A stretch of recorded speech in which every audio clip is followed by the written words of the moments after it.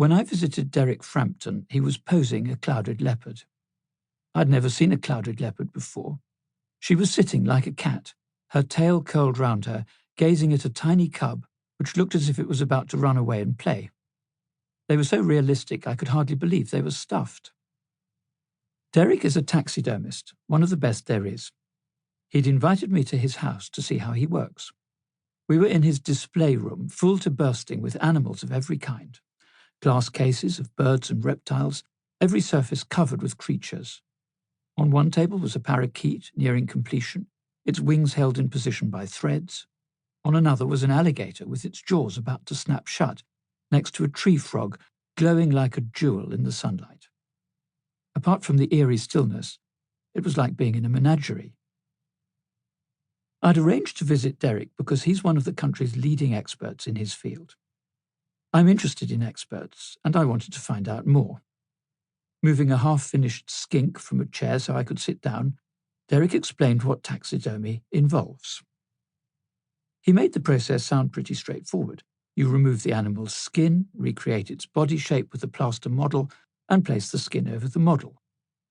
He showed me a zebra's hide, shapeless and slumped in a corner. When I asked how he would create the plaster shape for those final stages, he said, "Well, you just sculpt a zebra that size and put the skin back on." It's that just that's key. If you want a zebra, you just sculpt one that size. It's obvious. But to me, it isn't obvious. It's unimaginable. It's what makes Derek an expert. Taxidermy is not a science, a craft, or an art, Derek told me. It's a practice which combines all three. The science is in the precision, close observation, and accuracy which allow his work to be a reference point for scientific research. Zoologists may refer to Derek's specimens for years to come, so the precise details of a mammal's colouring, a fish's scales, or a reptile's teeth might be crucial in identifying new species or tracking the decline of animal populations.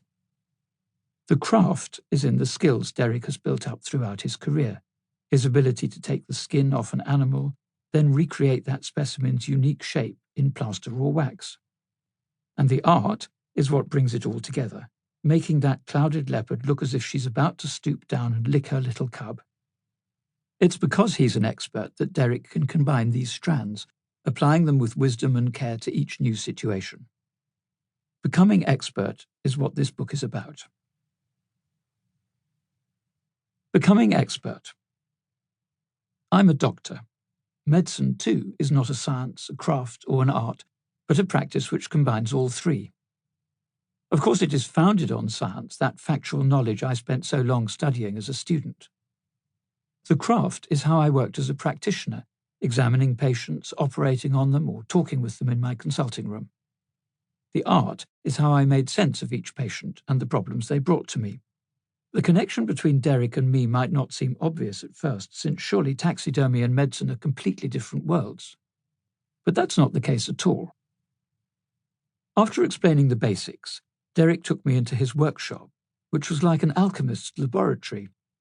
The room was full of works in progress, and there were all sorts of animals, birds and mammals, fish and reptiles, creatures large and small at every stage of preparation.